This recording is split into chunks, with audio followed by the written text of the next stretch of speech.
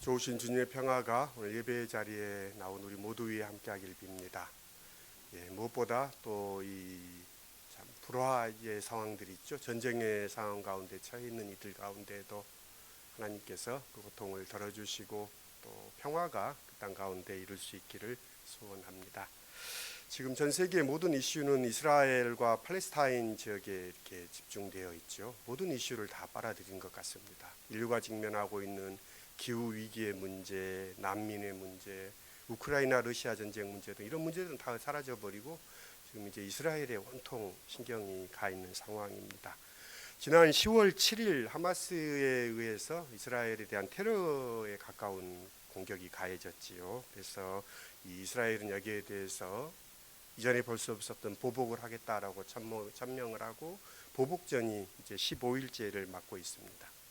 지금까지 양측 사망자가 5천 명에 닿았다고 언론은 보도합니다.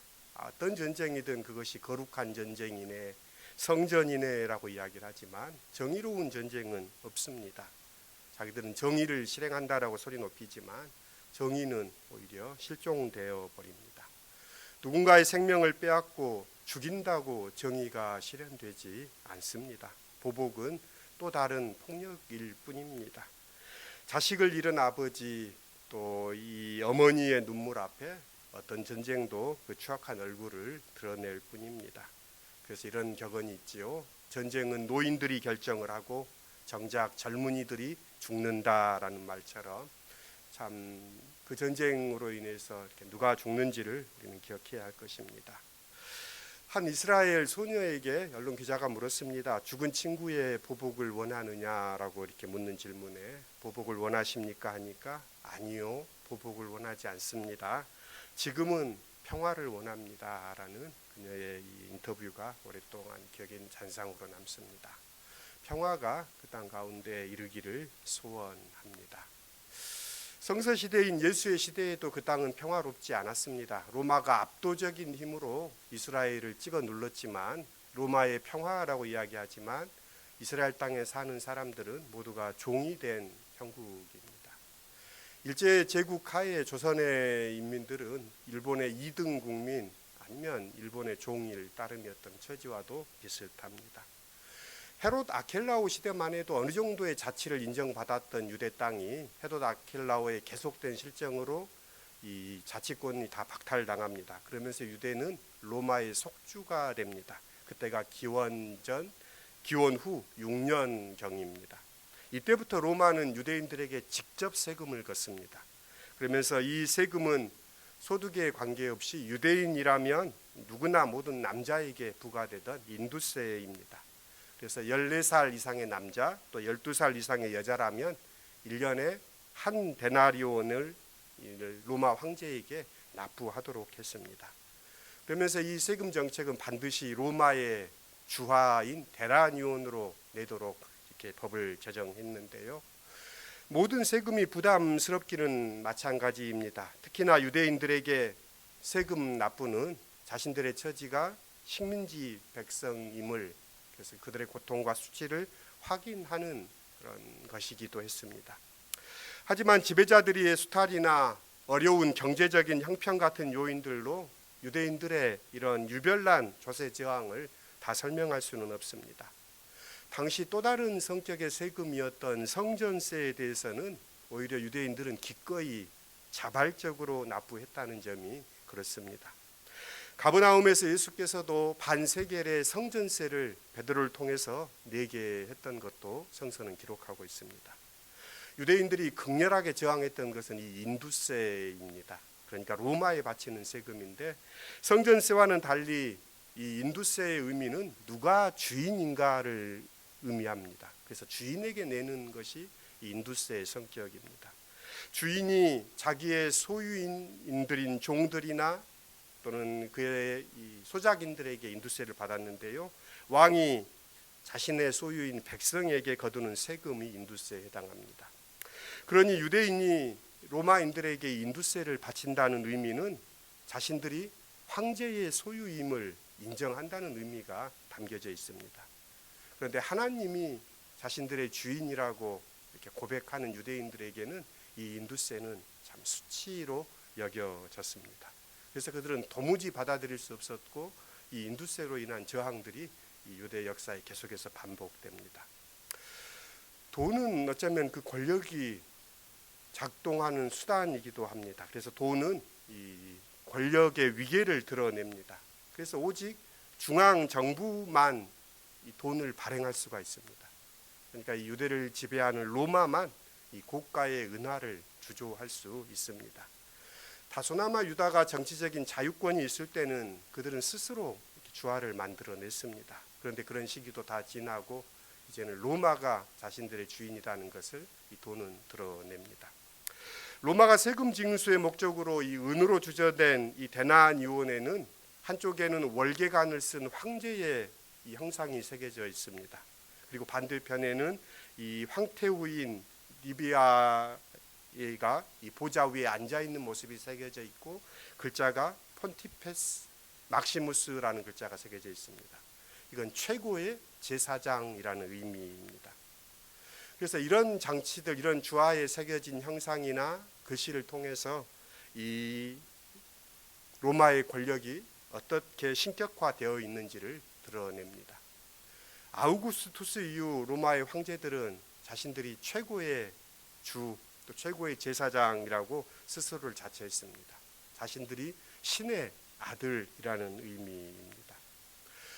인두스의 재앙은 유대 고대사에 계속 등장하는데요. 열심당이라고 우리 성서에 소개되는 이 젤로당들은 무장 저항 단체가 생겨난 이유가 이 납세 반대를 기치로 내걸고 그들의 봉기가 시작됐습니다. 후에 예루살렘의 붕괴와 유대인들의 추방을 초래했던 유대 전쟁도 이 세금을 주된 이슈로 삼아 이 열심당이 일으킨 무장 투쟁에서 시작됩니다. 이런 세금 문제가 이 예수님의 당시에 예수 시대에 흐르고 있는 기조라는 것을 우리는 기억할 필요가 있습니다. 그런데 예수께서 유월절을 맞이해서 유대의 해방을 기념하는 이 유월절 예루살렘에 오셨는데 그 예수께 이제 사람들이 던지는 질문이 오늘 성서의 배경입니다. 유대인들의 자존심을 건드리는 문제이며 한편으로는 유대인들이 압제당하고 있는 현실에 살아있는 권력인 로마를 향한 문제이기도 합니다. 이 문제를 가지고 예수께 온 것입니다. 젤롱땅처럼 맹렬하게 투쟁하진 않았지만 세금을 바쳐서는 안 된다는 입장이 바리새파 사람들의 확고한 입장이었습니다. 그리고 많은 유대인들의 지지를 받았습니다. 반면 헤롯 땅은 황제에게 바치는 세금은 불가피하고 또 정당하니 거기에 로마의 지배에 동조했던 이들입니다. 그러니까 바리새파 사람들과 헬롯 땅은 이 물과 불, 그래서 극과 극인 견원지간입니다. 서로 계보듯 하는 그런 사이입니다. 그런데 이제 예수라는 한 인물 앞에 이 둘이 손을 잡고 예수께 왔습니다. 이들이 정치적, 종교적 지향은 전혀 다르지만 예수를 궁지에 몰아넣고 그에게 쏟아졌던 인기를 꺾겠다라는 데 의기투합해서 그들이 예수께 온 것입니다. 어떻게 이럴 수가 있지 하는 생각을 하게 되지요. 젤로 땅이야 원래 그랬으니 하지만 바리새파 사람들은 예수가 지향하는 하나님의 나라를 지향했던 사람들, 율법을 생명처럼 여기고 스스로 하나님을 사랑했던 사람들이 왜 이렇게 됐을까 하는 생각도 하게 됩니다. 제도화된 종교는 특권층을 낳기 마련입니다. 특권을 낳기 마련이지요. 그래서 그 특권층은 자기들의 이익을 위해 종교를 때로는 이용하곤 합니다. 하나님의 영광을 위한다라고 말하면서도 그들은 자기들의 벌건 욕망을 은밀히 추구합니다. 사회적인 약자들의 갈급한 마음을 이용하여 제 배를 불리는 종교 지도자들도 있습니다. 예수님이 유대 종교 지도자들과 치열하게 싸운 것도 그 때문입니다. 주님은 가장 신성해야 할 성전이 강도의 소굴로 변한 현실에 대해 분노하셨습니다. 기득권자들의 입장에서 볼 때 자신들의 치부를 폭로하는 예수가 눈에 가시 같은 존재였습니다. 그래서 지금 예수 앞에 이 헤롯 땅과 바리새인 지도자들이 의기투합해서 예수께 묻습니다. 선생님은 어떻게 생각하십니까? 황제에게 세금을 바치는 것이 옳습니까? 바치지 않아야 합니까? 라는 질문을 던짐으로 예수를 이 진퇴양난의 위험 속으로 밀어넣습니다. 이에 대해 예수께서는 갑으로 대답하지 않습니다. 그렇게 해라라든가 그렇게 하지 말라라고 말씀하지 않습니다. 그들은 이미 이 물음에 대한 각자의 답을 가지고 있습니다. 또 예수께서 무슨 말을 하든 그들은 자신의 이 주장을 바꿀 그런 마음도 없습니다. 배우고자 함이 아니라 예수를 올무에 빠뜨리려 함입니다. 시험하기 위하여 묻는 질문입니다. 그런 그들에게 대답이 무슨 소용이 있겠습니까? 오히려 예수께서는 대답 대신에 세금 내는 돈을 내게 보여달라라고 말씀하십니다. 그들이 데나니온 하나를 꺼내서 예수께 가져오셔서 보여드립니다. 예수께서 묻습니다. 그 데나니온에 새겨진 초상과 문구는 누구의 것이냐라고 묻습니다. 당연히 황제의 것입니다라는 답이 뒤따릅니다. 예수께서는 황제에게 세금을 바칠 것이냐 바치지 말 것이냐라고 묻는 질문에 황제의 것은 황제에게 주고 하나님의 것은 하나님께 드리라라고 대답합니다. 참으로 절묘하기 이를 데 없는 대답입니다. 완벽한 함정을 무력화시켰기에 재치 있는 대답이 아니라 모든 사람으로 하여금 이 문제가 안고 있는 본질을 직시하게 만들었기 때문입니다. 예수님은 질문에 직접적으로 대답하는 대신 황제의 것과 하나님의 것이 구별된다는 것을 대답하십니다. 이 말씀은 매우 중요한 의미를 함축합니다. 예수의 대답의 본질은 누구에게 바쳐야 하는가라는 사람들의 감정을 자극하고 선동하는 것보다는 오히려 누구의 것인가를 판단하고 행동하라는 것입니다. 하나님을 위한다라고 말은 하지만 사익을 추구하고 자기 집단을 지키려는 위선이 아니라 오히려 하나님의 것을 겸손히 하나님께 드리는 것, 이 행동을 요구합니다. 그것이 누구에게 속하였는지를 알면 그것을 누구에게 바칠 것인지는 자연히 결정됩니다. 진리는 어떤 주장이나 논쟁에서 드러나는 것이 아니라 있는 그대로를 밝히 보는 데서 밝혀집니다. 데나니온에는 황제의 초상이 새겨져 있으므로 모두 이구동성으로 가이사의 것입니다라고 대답하지만 오히려 예수께서는 하나님의 것을 기억하게 합니다. 로마의 주하에는 하나님의 아들, 주, 평화의 왕이 로마의 황제라고 새겨 놓았지만 그것은 황제의 것일 따름이요 하나님의 것은 오히려 갈릴리 출신의 예수, 그가 우리의 구주시요 하나님의 아들이라는 고백입니다. 가이사는 하나님과 대등한 존재가 아닙니다. 그도 하나님의 세계의 경영 속의 일부분일 뿐입니다. 그도 한 인간일 따름입니다. 오직 이스라엘의 신앙 고백은 야훼만이 하나님이십니다. 그리고 우리 그리스도교의 신앙 고백은 예수만이 하나님의 아들이십니다. 그러니 주님의 대답이 담겨져 있는 의미는 가이사는 하나님이 아니다라는 의미입니다. 황제의 것을 황제에게 주어버리는 것이 세금이라면 세금 납부는 목숨을 걸고 시비를 따질 사안이 아닙니다. 우상을 우상에게 돌려주는 정도로 생각하면 됩니다. 정작 주목해야 할 것은 하나님의 것을 하나님께 드려라라는 대목입니다. 하나님께 드려야 할 하나님의 것이 있다는 것, 그것은 무엇일까요? 황제의 초상이 새겨진 것이 황제의 것이라면 하나님의 형상이 새겨져 있는 것은 하나님의 것입니다. 성서는 인간은 하나님의 형상이라고 이야기합니다. 하나님의 형상이 인간 안에 새겨져 있다는 것입니다. 그러니까 인간이 곧 하나님의 것입니다. 그래서 인간에게 하나님의 형상이 새겨져 있는 것을 믿는다면 인간을 존귀히 여기는 것이야말로 하나님의 것을 하나님께 돌려드리는 것입니다. 현대 인간의 정신이 이렇게 발전해 오면서 인간의 사상도 발전해 왔지요. 그 속에서 인권이라는 것이 1차 대전을 경험하면서 현대에 이렇게 나타나기 시작했습니다. 유엔에서 세계 인권 헌장을 선언한 것이 1948년입니다.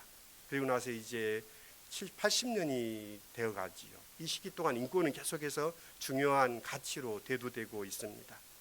인권이 가치를 갖는 것은 인간이 하나님의 형상으로 지음받았다는 이 성서의 선언을 그 밑바탕을 이루고 있습니다. 그러니까 기독교 정신을 갖고 있는 나라는 인권을 존귀히 여깁니다. 하나님의 형상으로 지음받은 동료 인간을 존귀히 여기는 것이 하나님을 존귀히 여기는 것이라고 받아들이는 것입니다. 그것이 믿음입니다. 신앙은 종교 행위를 엄숙하게 행하는 것이 아니라 하루하루를 살아가면서 만나는 이웃들, 만나는 사람들을 하나님의 형상으로 알고 주님을 대하듯 그들을 귀히 여기고 사랑하며 살아가는 것, 이것이 어쩌면 신앙의 삶입니다. 인간은 참 양면을 가지고 있지요. 하나님의 형상이 새겨져 있어 존귀한 존재이기도 하지만 그 어둠은 끝을 알 수 없을 정도로, 어떨 때는 그런 말도 있죠. 짐승만도 못하다라는 말이 있을 정도로 전락한 것이 인간이기도 합니다. 그런 비루하기도 한 인간을 귀히 여기는 것, 그것이 어쩌면 믿음이 우리에게 요구되는 부분이기도 합니다. 예수께서는 자신을 사랑하고 자신을 사랑하듯 이웃을 사랑하는 것이 하나님을 사랑하는 것이다 라고 말씀하셨습니다. 자신이 하나님께 속하였다는 사실을 깨닫지 못하고 가이사의 것에만 몰두하여 옥신각신 세상의 것을 더 취하려고 하는 것은 지금도 여전합니다.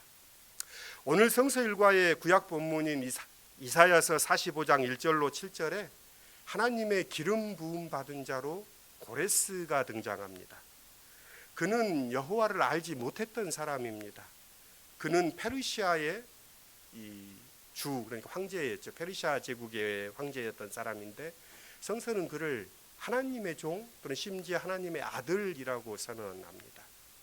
그래서 이 본문을 가지고 종교 권력자들은 전두환을, 어떤 때는 이명박을, 어떤 때는 박근혜를 고레스 같은 지도자다라고 칭송했던 적도 있습니다. 그런데 이제는 우리는 압니다. 그 모든 언사가 예수께 와서 칭송했던 이 바리새인의 레토릭이라는 사실을 말입니다. 성서의 줄거리를 조금만 이해하면 고레스가 왜 하나님의 종이고 하나님의 아들로 불렸다는 것을 이해할 수 있습니다.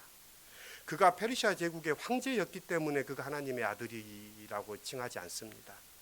그 이전의 권력자들과 그는 전혀 다른 행보를 보였기 때문입니다. 아수르나 페르시아 제국의 황제들은 피해 보복을 했습니다. 전멸을 시켰고 자기 종교를 강요했고 사람들을 압제했던 지도자들이었다면 이 고레스는 포용 정책과 관용 정책을 썼던 왕입니다. 그래서 그는 아수르와 바벨론 시대에 멸망해서 포로로 끌려와서 종이 되었던 나라의 사람들을 모두 돌려보냅니다. 해방을 시키고 다 각국으로 돌아가서 자기들의 신을 섬겨라라고 하면서 이 관용 정책과 포용 정책을 썼던 왕이 고레스입니다. 그 많은 아수르와 바벨론에 멸망했던 나라 중에 유대도 멸망을 했고 이스라엘도 멸망을 했습니다. 유대와 이스라엘 사람들을 돌아가서 하나님을 섬기라라고 반포했던 왕이 고레스였던 것입니다. 그래서 그를 성서는 하나님의 종이다, 하나님의 아들이다라고 고레스를 칭송합니다. 참으로 그렇습니다. 하나님의 일을 행하는 것, 하나님의 것을 하나님께 돌린다라는 것은 어떤 것이겠습니까? 오늘 바리새파 사람들은 예수께 와서 참 미사의구를 쏟아놓지요. 예수가 참 사람을 겉으로 판단하지 않으시는 분, 진실되고 참된 것만 가르치시는 분이라고 말합니다.